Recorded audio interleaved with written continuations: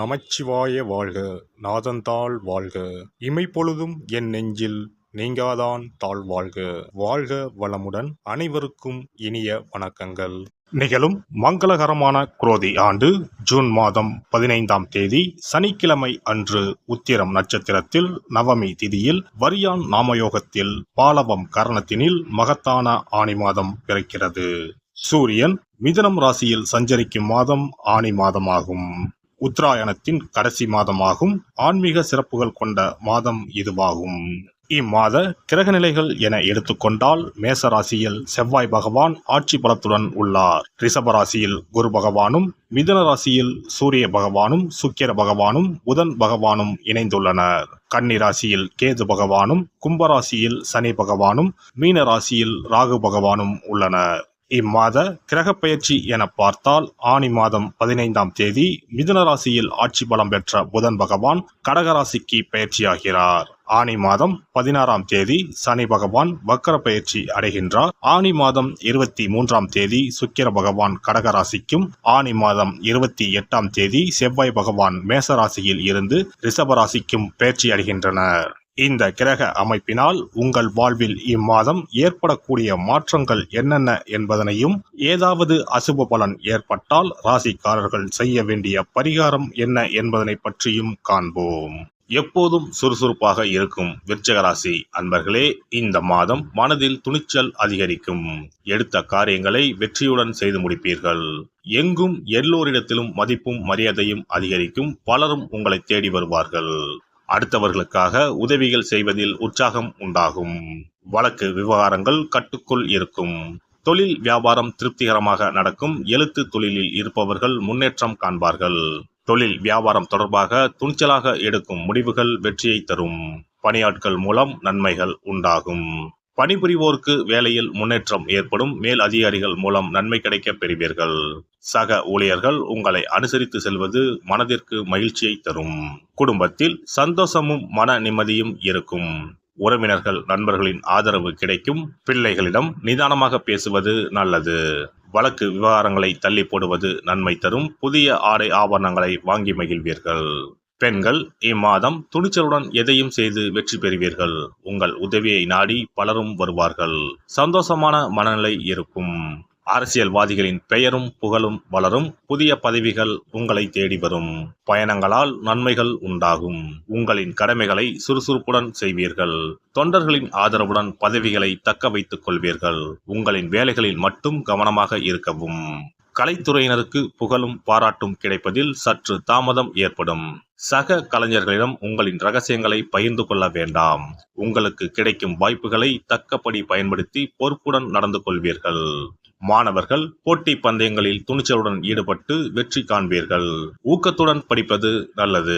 நட்சத்திர பலன்கள். விசாகம் நட்சத்திரம். இந்த மாதம் தொழில் ரீதியான காரியங்களில் வெற்றி கிடைக்கும். உணவு சம்பந்தப்பட்ட தொழில் செய்பவர்கள் சிறப்பான லாபம் அடைவீர்கள். புதிய தொழில் ஆரம்பிப்பவர்களுக்கு உங்களின் குழந்தைகள் பெயரில் தொழில் ஆரம்பித்தால் நல்ல வளர்ச்சியும் அனுகூலமும் கிடைக்கும்.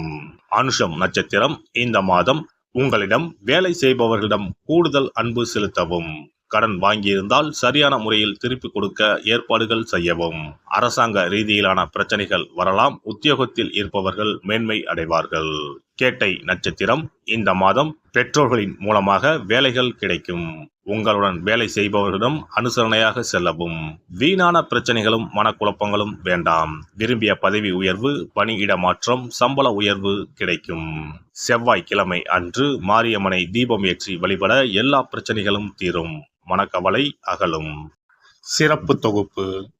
கழுத்தை நெரிக்கும் கடன் பிரச்சனையால் கஷ்டப்படுபவர்களுக்கு எளிய பரிகாரங்கள் உள்ளன. ருண, ரோக, சத்ரு இந்த மூன்றுமே மனிதர்களை வெல்லக்கொள்ளும். அதிலும் கடன் பிரச்சனை கவலையை ஏற்படுத்தி மனிதர்களை கலங்க வைத்துக் கொள்ளும். கடன் பிரச்சனையால் கஷ்டப்படுபவர்களுக்கு எளிய பரிகாரங்கள் உள்ளன. இந்த எளிய பரிகாரங்களை நம்பிக்கையோடு செய்தால் நிச்சயம் பலன் கிடைக்கும். ஒருவரின் ஜாதகத்தில் 6ஆம் இடம் கடன் ஸ்தானத்தை குறிக்கும். கடன் பிரச்சனையால் இன்றைக்கு பலரும் தற்கொலை செய்து கொள்கின்றனர். சக்கரத்தாழ்வார் அருள் இருந்தால் கண்டிப்பாக கடன் பிரச்சனைகள் நீங்கும். பெருமாள் கோவிலுக்கு சென்று சனி மற்றும் புதன் கிழமைகளில் சக்கரத்தாழ்வார் சன்னதியில் துளசி மாலை சாற்றி 12 முறை வலம் வர வேண்டும். ஒவ்வொரு முறை வலம் வரும் பொழுதும் கடன் தீர்வதற்கு மனமுருக நம்பிக்கையோடு வேண்டிக் கொள்ள வேண்டும். தொடர்ந்து 12 வாரங்கள் செய்தாலே கடன் பிரச்சனை தீர்ந்து மன நிம்மதி ஏற்படும். மேசராசியில் பிறந்தவர்கள் தயிரை கொண்டு இனிப்பு பலகாரம் செய்து ஒவ்வொரு வெள்ளிக்கிழமையும் மாலை வேளையில் பசுவுக்கு கொடுத்து வர கடன் பிரச்சனைகள் தீரும். விருச்சிக ராசியில் பிறந்தவர்கள் ஞாயிற்றுக்கிழமை அன்று லட்சுமி நரசிம்மருக்கு காய்ச்சிய பசும்பால் அல்லது பானகத்தை பிரசாதமாக வைக்க வேண்டும். 48 நாட்கள் இந்த பூஜையை செய்தால் கடன் தொல்லையில் இருந்து விடுபடலாம். ரிஷபராசியில் பிறந்தவர்கள் ஜவ்வரிசி கொண்டு இனிப்பு தயாரித்து அதை வெள்ளிக்கிழமை என்று பசுவிற்கு மாலை வேளையில் கொடுத்து வர கடன்கள் அடைந்து சுகம் பெறலாம். துலாம் ராசிக்காரர்கள் பசும்பாலை சுக்கிர ஓலையில் வில்வ மரத்திற்கு ஊற்றவும். 24 வெள்ளிக்கிழமை செய்திட நிச்சயமாக கடன் தீரும். வெள்ளிக்கிழமையில் அரச மரத்தடி விநாயகருக்கு அகலில் 11 தீபமும் 11 முறை வலம் வந்தும் வழிபட்டால் கடன் தீரும். மிதுன ராசிக்காரர்கள் தினசரி சிறிது தயிர் சேர்த்து குளித்து வரவும். கடன்கள் நீங்கும். மாலை வேளையில் சூரிய தரிசனம் அஸ்தமனத்துக்கு முன் செய்து வரவும். கன்னி ராசிக்காரர்கள் சனிக்கிழமைகளில் உளுந்து வடை தானம் செய்யவும். அதை நீங்கள் உண்ணக்கூடாது. மேலும் துளசிக்கு தினசரி நீர் வார்த்து ஒரு மண் அகலில் நல்லெண்ணெய் விளக்கேற்றி வைக்க ருண நிவாரணம் பெறலாம். கடகராசிக்காரர்கள் ஒவ்வொரு ஞாயிறும் சிறிது வெள்ளக்கட்டியை ஓடும் நீரில் விடவும். கடன்கள் வெள்ளம் போல கரைந்துவிடும். சிம்ம ராசியில் பிறந்தவர்கள் ஒவ்வொரு சனிக்கிழமையும் அரச மரத்தடியில் மண் அகலில் நல்லெண்ணெய் ஊற்றி கருப்பு திரி கொண்டு 8 விளக்குகள் ஏற்றி வர கடன்கள் அழிய வழி பிறக்கும். மகர ராசிக்காரர்கள் சனிக்கிழமைகளில் எள்ளுருண்டை செய்து பலருக்கு தானமாய் கொடுத்து வர கடன் தொல்லைகள் நீங்கும்.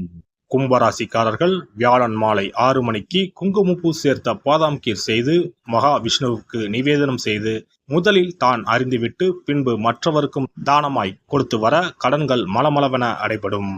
தனுசு ராசிக்காரர்கள் செவ்வாய்க்கிழமைகளில் ஆலய பணிகளுக்கு செங்கல்கள் முடிந்த அளவு வாங்கி கொடுக்க கடன்கள் அடைந்து நிம்மதி பெறலாம். மீன ராசிக்காரர்கள் செவ்வாய்க்கிழமை அன்று மதியமோ இரவோ நோயாளிகளுக்கு சப்பாத்தியை தானமாக கொடுத்து வர கடன்கள் வேகமாக அடைய ஆரம்பிக்கும். குறைந்தது 9 சப்பாத்திகள் கொடுப்பது நல்லது. செவ்வாய் பகவானை மனதார நினைத்துக் கொள்வது நலம் தரும். பௌர்ணமி நாளில் குலதெய்வத்திற்கு படையலிட்டு வழிபடுவது சிறப்பு. குலதெய்வ படம் இல்லாதவர்களும் குலதெய்வம் பற்றி தெரியாதவர்களும் 5 முக குத்து விளக்கை பூஜை அறையில் ஏற்றி வைத்து படையல் போட்டு கற்பூர ஆரத்தி காட்டி கடன் பிரச்சனை நீங்க மனதார வேண்டிக் கொள்ளலாம். இவ்வாறாக 9 பௌர்ணமிகள் விடாமல் இந்த பரிகாரம் செய்ய கடன் தொல்லைகள் எளிதாக தீர்ந்துவிடும். கடன் தீர்வதற்கான வழிகளும் கிடைக்கும். இந்த பரிகாரத்தை அனைத்து ராசிக்காரர்களும் செய்யலாம்.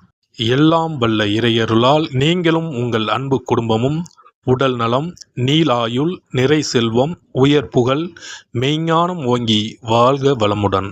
இந்த வீடியோ பதிவு உங்களுக்கு பிடித்திருந்தால் லைக் பண்ணுங்க, கமெண்ட் பண்ணுங்க, ஷேர் பண்ணுங்க, மறக்காம சப்ஸ்கிரைப் பண்ணுங்க, பக்கத்துல இருக்கிற பெல் பட்டனை கிளிக் பண்ணுங்க. நன்றி, வணக்கம். ஓம் நமச்சிவாய. சிவாய நம.